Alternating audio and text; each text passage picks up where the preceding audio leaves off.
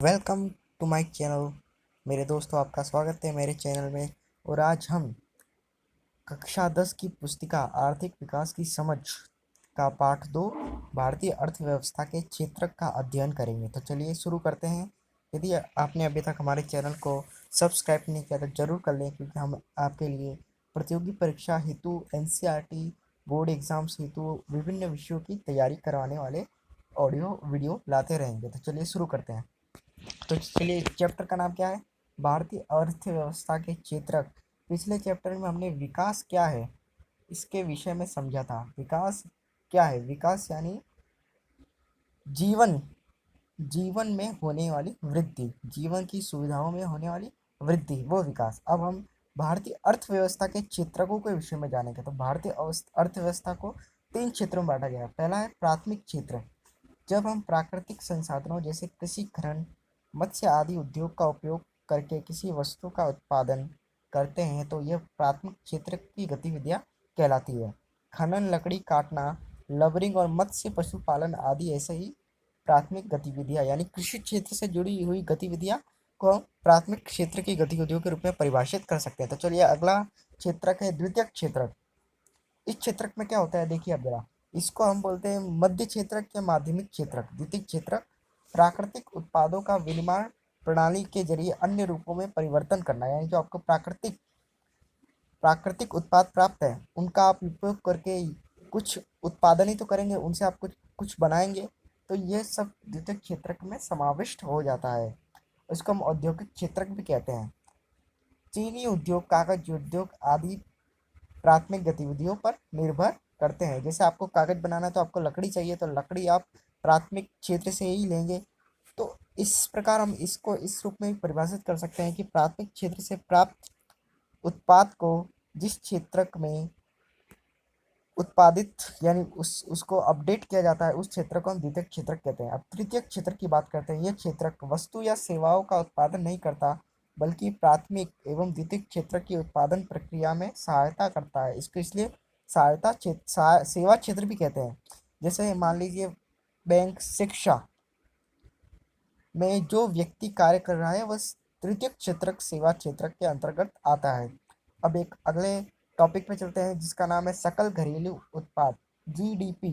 सकल घरेलू उत्पाद का अर्थ है कि किसी विशेष वर्ष में प्रत्येक क्षेत्रक द्वारा उत्पादित अंतिम वस्तुओं या सेवाओं का योगफल। प्रत्येक क्षेत्र कितना कार्य करता है उसका अंतिम, प्रत्येक वर्ष के अंत में उसका अंतिम सेवा या फिर उसका योगफल निकाला जाता है। उस वस्तुओं का या सेवाओं का योगफल निकाला जाता है कि कितनी इसने उन्नति अर्थव्यवस्था में की। तो चलिए आगे हम बढ़ते हैं। उत्पादन में तृतीय क्षेत्र का महत्व, इस विषय में जानेंगे। तो किसी भी देश की अनेक सेवाओं जैसे अस्पताल, परिवहन, बैंक, डाक तार आदि की आवश्यकता होती है, किसी भी देश को होती है। कृषि एवं उद्योग विकास में परिवहन, व्यापार, भंडारण जैसी सेवाओं का विकास होता है।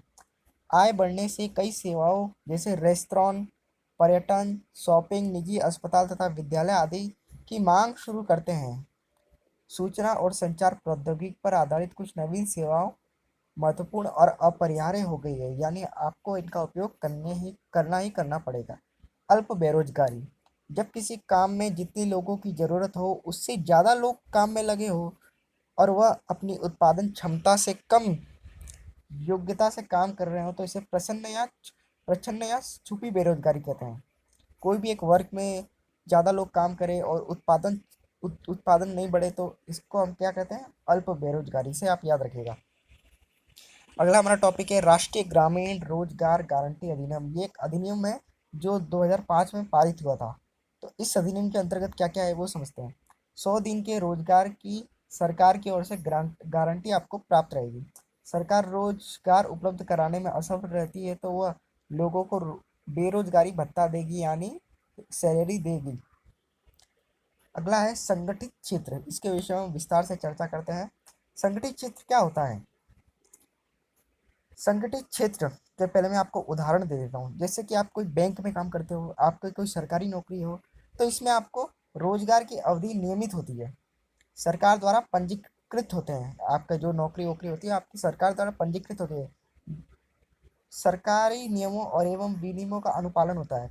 इसकी कुछ औपचारिक प्रक्रिया एवं कार्यविधि है। जैसे आपको आईपीएस बनना हो, आईएएस बनना हो तो आपको यूपीएससी की एग्ज़ाम देनी होती है और फिर आपका इंटरव्यू होता है, फिर बहुत सारे प्रक्रियाएं होती है और ये भी सरकार के अंतर्गत आता है, इसलिए इसे हम संगठित क्षेत्र के रोजगार कह सकते हैं। अब असंगठित क्षेत्र के रोजगार क्या होते हैं ये जानते हैं। ये छोटी एवं बिखरी होती है, अधिकांशतः ये सरकारी नियंत्रण से बाहर आती है।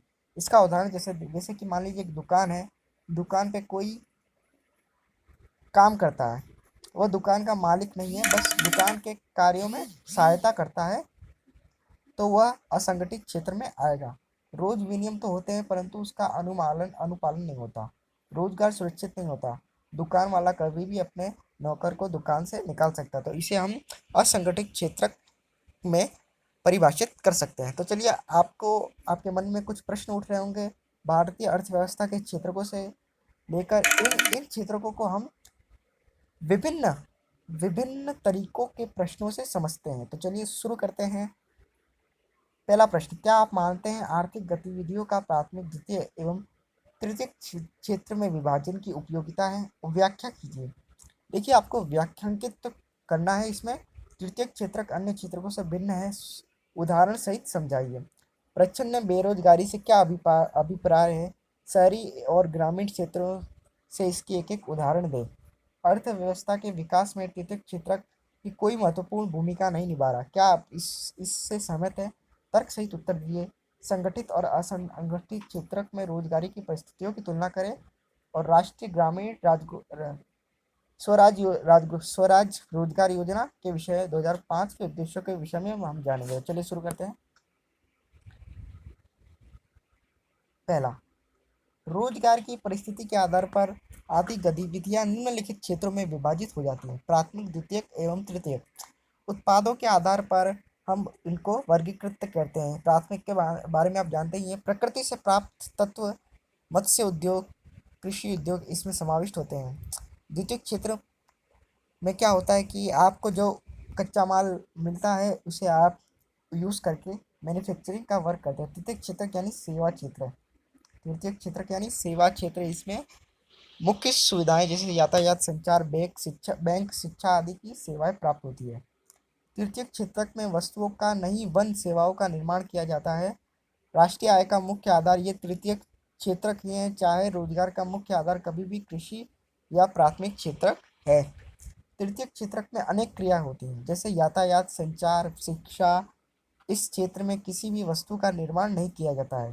तृतीय क्षेत्र को सेवा क्षेत्र भी कहते हैं। तृतीय क्षेत्र में एक प्रकार के वे लोग हैं जो प्राथमिक और विषय को भी संबंधित सेवा में लगे, यानी सेवा का महत्व तृतीय क्षेत्र में बढ़ जाता है। जब किसी विशेष कार्य करने, तीसरे प्रश्न का उत्तर जानते हैं, जब किसी विशेष कार्य करने के लिए आवश्यकता से अधिक लोग काम में लग जाते हैं तो वे बेरोजगारी, प्रच्छन्न बेरोजगारी कहलाती है। अगला प्रश्न, जिन गतिविधियों द्वारा चीजों के निर्माण की अपेक्षा सेवाओं का निर्माण होता है उन्हें तृतीयक कहा जाता है। इस बात में कोई संदेह नहीं, भारत की विकास प्रक्रिया से जीडीपी तृतीय क्षेत्र के हिस्सेदारी में वृद्धि हुई है। रोजगार के क्षेत्र में 33 क्षेत्रीय हिस्सेदारी को इतनी अधिक नहीं हो सकती है। सन 2000 में रोजगार के क्षेत्र में प्राथमिक क्षेत्र की हिस्सेदारी 60% थी, द्वितीय क्षेत्र की हिस्सेदारी 18% थी, तृतीय क्षेत्र की 22%। यह कहना उचित नहीं होगा। भारतीय अर्थव्यवस्था के विकास में तीसरे क्षेत्र की भूमिका महत्वपूर्ण नहीं है, यानी वे भी महत्वपूर्ण है। चलिए अगले प्रश्न पे। वे क्षेत्र जो सरकार के नियंत्रण में नहीं होते और जहाँ पर काम नियमानुसार होता है वे संगठित क्षेत्र कहलाते हैं। वे क्षेत्र जहाँ नौकरी नियमित नहीं होती, उन पर सरकार का कोई नियंत्रण नहीं होता, असंगठित क्षेत्र कहते हैं। असंगठित असंगठित और असंगठित क्षेत्रों की कार्यविधि के बारे में मैंने आपको ऊपर बता दिया है, तो आप ऊपर वाले को देखिए। आज के लिए बस इतना ही। हम मिलेंगे अगले पार्ट के साथ। आर्थिक विकास की समझ क्लास 10 के में सारी बुक के चैप्टर्स आपको कराऊंगा, इसलिए आप हमारे चैनल को ज़रूर सब्सक्राइब कर लीजिएगा। और इकोनॉमी में आप रुचि रखते हैं तो हमारे चैनल को ज़रूर सब्सक्राइब करें। हम शिक्षा से संबंधित वीडियो यहाँ पे लाते रहेंगे। एनसीईआरटी क्लास 10, क्लास 11 और क्लास 12 आपको कवर कराएंगे। आज के लिए बस इतना ही। आपका दिन शुभ हो। धन्यवाद।